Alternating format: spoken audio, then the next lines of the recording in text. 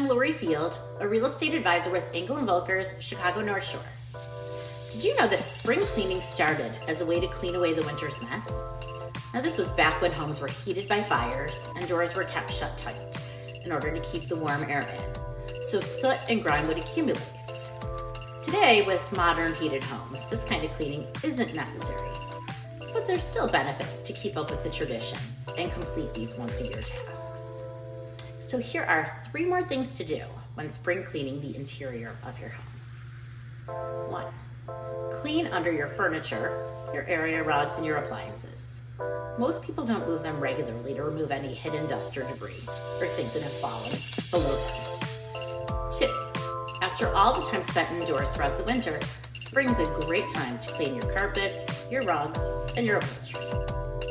And 3. Organize.